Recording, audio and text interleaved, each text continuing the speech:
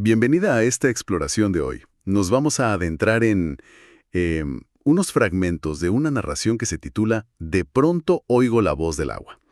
Es un texto que se siente muy personal, lleno de recuerdos, sensaciones, casi como si estuviéramos leyendo, no sé, un diario íntimo. Exactamente. La fuente es una voz muy singular, ¿no? La de la narradora, Miyako. Ella nos va guiando por momentos clave de su vida. El epicentro es una casa familiar, sí, pero desde ahí se abren, relaciones súper complejas y sobre todo el peso ineludible del pasado. Y nuestra tarea hoy va a ser precisamente esa, intentar como desentrañar las distintas capas de esta historia, explorar los ecos de la infancia, ver cómo los secretos familiares van saliendo casi a cuentagotas. Y esa atmósfera tan particular que rodea a Miyako y a su hermano, Ryo. Queremos entender cómo ese pasado sigue, digamos, vibrando en el presente de ellos. Así que, pues, vamos a sumergirnos en esto. El punto de partida, casi obligado, yo diría, es la casa familiar. Miyako regresa en 1996. Esto es después de que la casa llevara 10 años vacía, desde que murió la madre. Y la descripción es potente. Sí. Habla de una sensación muy palpable de abandono, óxido en los rieles de las contraventanas, el jardín que es una jungla, impenetrable, un frío casi antinatural dentro. Incluso cuenta que se le rompen unas sandalias viejas al intentar caminar por ahí. Es casi una metáfora, ¿no?, de la memoria familiar. Totalmente. La casa no es solo el escenario, ¿eh? Actúa casi como un personaje propio, un repositorio de historia, de silencios. Y hay un detalle al principio que ya te instala como un aire de misterio. Una habitación, Sí. en el primer piso, cerrada con candado. Y ella, estando sola, empieza a oír ruidos de ahí. Un insistente cachi, cachi, cachi. Que resulta ser el tic-tac de relojes. Pero no uno, 4 relojes de pared. 4. Eran de su padre, que tenía como una especie de fijación con ellos. Y cada uno, fíjate, con su sonido distinto. Kotsu-kotsu, toto-toto, shishi. Como ritmos diferentes del tiempo que se quedó ahí detenido. Exacto. Pero lo que me parece fascinante es el giro. Descubre que es Ryo, el hermano, quien entra, secretamente, a cambiarles las pilas. Él es quien mantiene vivo ese sonido constante del pasado. Ahí hay una beta muy interesante, para analizar. Ese cuarto cerrado es, sí, el pasado encapsulado, los secretos bajo llave. Pero que Ryo sea el guardián secreto de esos relojes, ¿qué nos dice eso? Quizás una necesidad de él de mantener una conexión como controlada con ese pasado. A diferencia de Miyako, que parece más, abrumada o reticente al principio.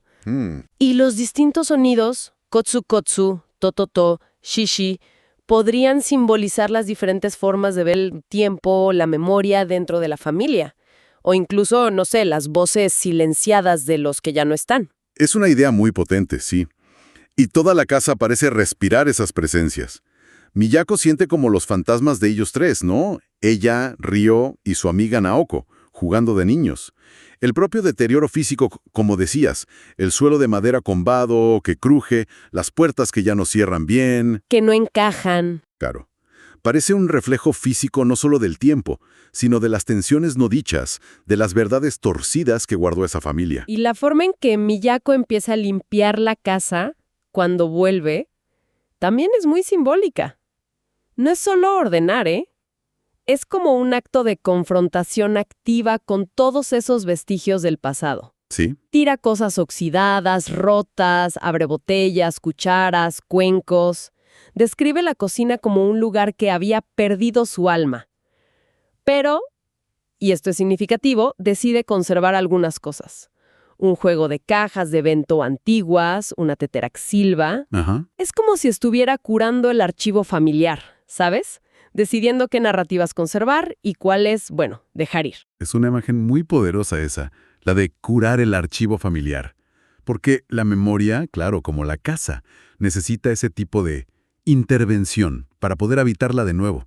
Y esto nos conecta directo con los recuerdos más vívidos que van surgiendo, particularmente los de un verano específico, 1969. Miyako tiene 11 años, Ryo 10. Y la narración te mete de lleno en ese ambiente, ¿no? El calor pegajoso, el canto de los pájaros de noche, el olor penetrante a asfalto caliente, por unas obras que había cerca. Y la llegada de Naoko. Naoko. Sí, irrumpe como una figura casi exótica, recién llegada de Estados Unidos. Su forma de hablar está como salpicada de inglés, pero de una forma muy peculiar. Dice 7-Up en vez de 7-Up, platform para el andén. Claro. Esto genera burlas, sí, pero también como fascinación.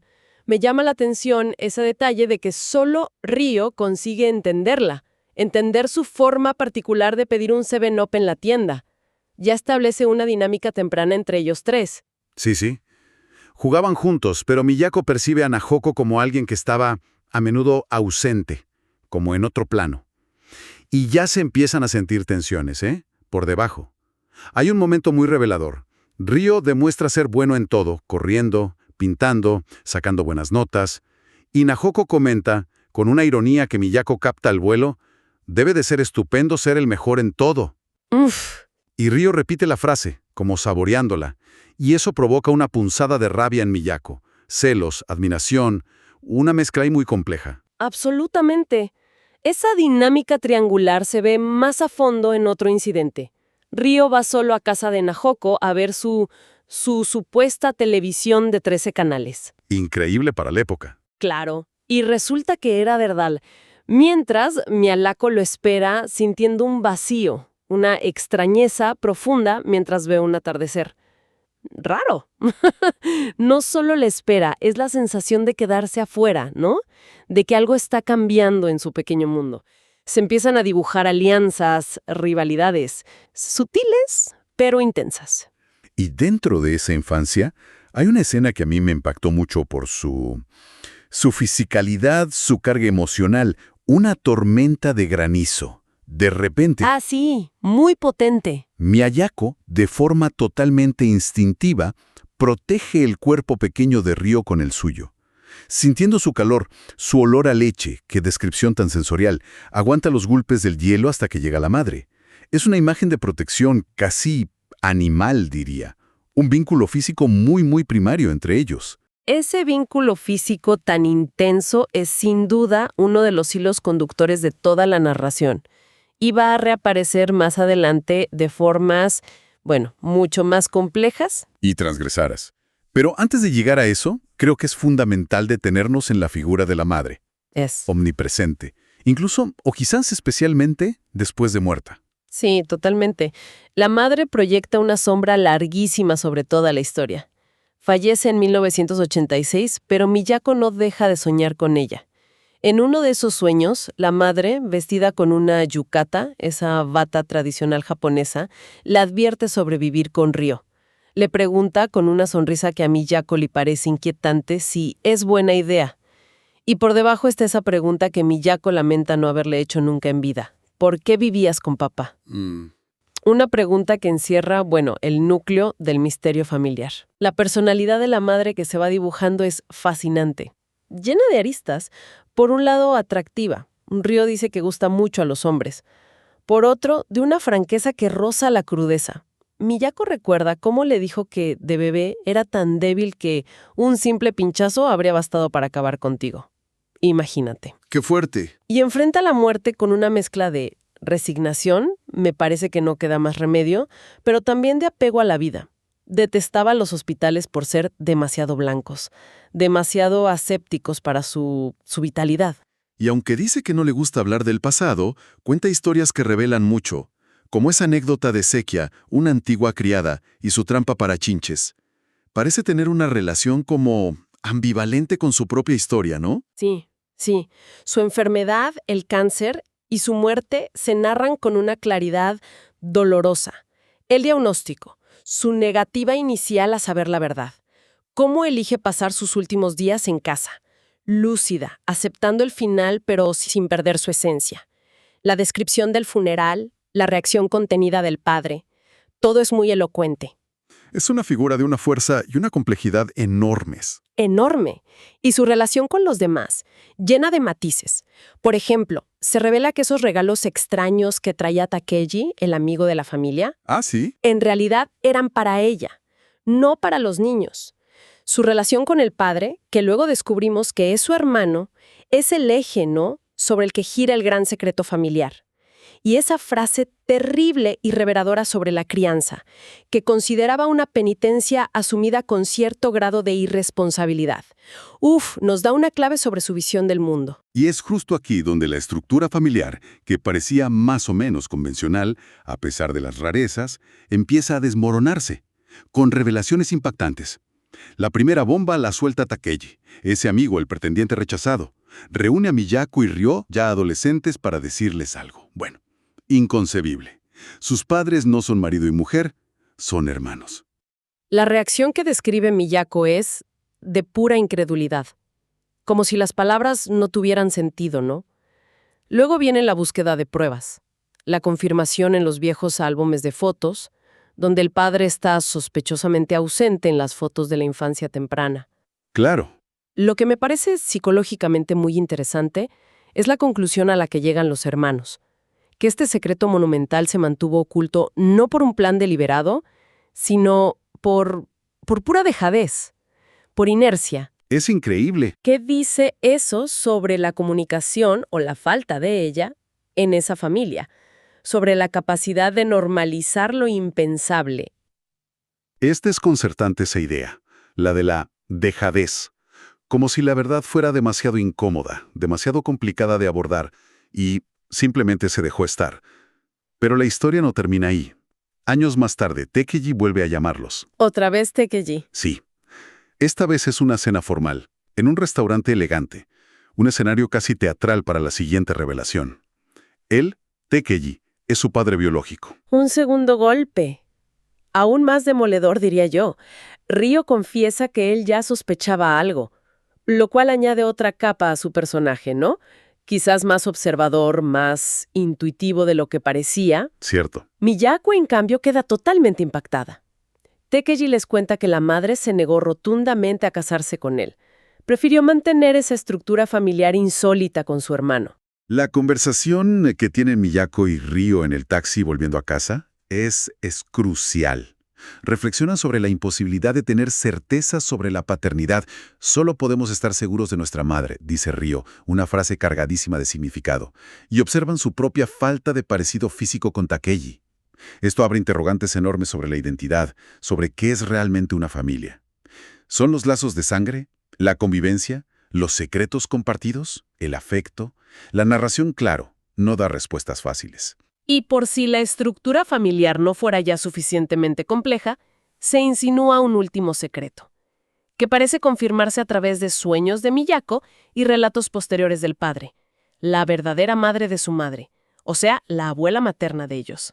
Ajá. Probablemente no era la esposa oficial del abuelo, sino su amante, una mujer que vivía en Okachimachi y a la que el padre visitó de niño.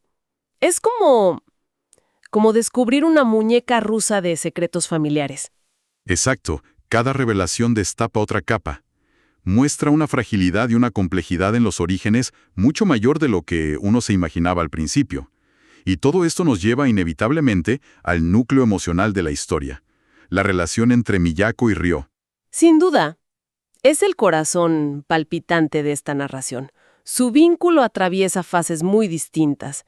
Esa cercanía casi simbiótica, protectora de la infancia que vimos con el granizo, una distancia que se abre en la adolescencia, quizás marcada por las revelaciones y los cambios de la edad, y luego un reencuentro muy significativo ya en la edad adulta. Y este reencuentro lo cataliza un evento externo pero profundamente impactante, el ataque con gas sarín en el metro de Tokio, en 1995. La experiencia de Ryo en ese atentado marca un antes y un después para él, claramente. Sobrevivió por pura casualidad, cambió de vagón en el último instante. Pero la secuela psicológica que describe es perturbadora. Una sensación persistente de oír una voz en la distancia. Algo que le impide estar solo, que lo deja en un estado de vulnerabilidad constante. Y es esta necesidad, esta incapacidad de estar solo, lo que lo lleva a proponerle a Miyako volver a vivir juntos, en la casa familiar. Se establece una nueva intimidad, sí, pero no exenta de tensión. Duermen juntos. En camas separadas pero pegadas, una disposición que empieza como una forma de combatir el insomnio y la angustia de Ryo después del atentado. Miyako reflexiona sobre sus propios sentimientos hacia él, reconoce un amor de antaño, un afecto profundo de la infancia, pero ahora mezclado con otras emociones más adultas, más complejas, difíciles de definir. Y aquí la narración aborda con una honestidad casi brutal un evento que ocurrió años antes, en el verano de 1986, mientras la madre agonizaba en esa misma casa. Una noche, Miyako y Ryo tienen un encuentro íntimo. La forma en que Miyako lo narra es sorprendente. Muy sorprendente. Lo describe como algo casi natural, desprovisto de drama o culpa en ese momento. No lo califica moralmente, simplemente registra la sensación física. Sentí, sencillamente, que estaba haciendo el amor con un hombre, un cuerpo unido a otro cuerpo, en medio del dolor y la espera. Es un momento que redefine por completo nuestra percepción de su relación. Es un punto de inflexión narrativo y emocional tremendo. Lo describe con una especie de objetividad sensorial que es muy, muy impactante. No hay juicio explícito, no, pero sí la constatación de un acto que rompe tabús fundamentales. Y lo interesante es cómo este evento, ocurrido en un momento de crisis extrema, parece resonar y quizás encontrar una forma de resolución o aceptación en el presente de la narración, que transcurre entre 2013 y 2014. Exacto, porque en ese presente viven juntos, comparten rutinas domésticas, preparar té, cuidar el jardincito que han logrado rescatar, una vida aparentemente tranquila. Pero bajo esa superficie, claro, la carga del pasado y de ese acto sigue presente. En una conversación reciente, Ryo finalmente verbaliza algo crucial. Yo te quería, Miyako. Usando el pasado. Usando el pasado. Juntos exploran qué significa ese querer. Parece haber como una nueva paz, una aceptación tácita en su intimidad física actual, ahora adulta y consciente. Y es muy significativo que, en este presente narrativo, Ryo también reinterpreta y confronta un aspecto de su experiencia en el atentado del Sarín que había reprimido. Admite finalmente haber visto a una mujer muerta en el andén, un recuerdo que había bloqueado durante años. Me parece que hay un paralelismo muy claro ahí. La confrontación de esa verdad traumática del atentado parece ir de la mano con la capacidad de enfrentar y quizá aceptar la complejidad y la verdad de su relación con Miyako, como si destapar un trauma permitiera abordar el otro. Entonces, al final de esta inmersión profunda en estas memorias, ¿con qué nos quedamos? Claramente con la sensación abrumadora de cómo el pasado impregna el presente. No es solo un recuerdo, es una presencia activa. En la casa, en los objetos que sobreviven los relojes, la tetera, en los olores que evocan sensaciones antiguas, en los sueños recurrentes. Todo conspira para mantener vivos los ecos de quienes habitaron esas vidas. Y sobre todo, nos confronta con la complejidad, insondable, de las relaciones humanas, particularmente las familiares. Miyako y Ryo cohabitan en un presente de intimidad tranquila, sí, pero es una tranquilidad construida sobre un pasado repleto de secretos, silencios y actos transgresores. Los lazos que los unen son increíblemente fuertes, pero desafían cualquier categoría simple. No es solo hermandad, no es solo amor romántico, no es solo dependencia. Es algo mucho más intrincado y quizás único a su historia. Tal vez la reflexión más honda que nos dejan estos fragmentos tiene que ver con la naturaleza, escurridiza de la verdad, incluso sobre nosotros mismos y aquellos a quienes creemos conocer íntimamente. ¿Es posible realmente conocer a alguien por completo? ¿Desentrañar todas sus capas? ¿Podemos alguna vez escapar del todo de las narrativas, las dichas y sobre todo las no dichas que nos moldearon desde la infancia? Eso nos deja con una pregunta resonando, ¿no? Una para seguir pensando. ¿De qué manera los eventos silenciados, los secretos guardados por negligencia o por decisión, y las emociones que nunca se expresaron abiertamente, continúan dando forma a nuestras vidas, a nuestras elecciones y a nuestras relaciones más cercanas mucho tiempo después de que pensamos que ya habíamos pasado página. Es una interrogante sobre las arquitecturas invisibles de nuestras propias historias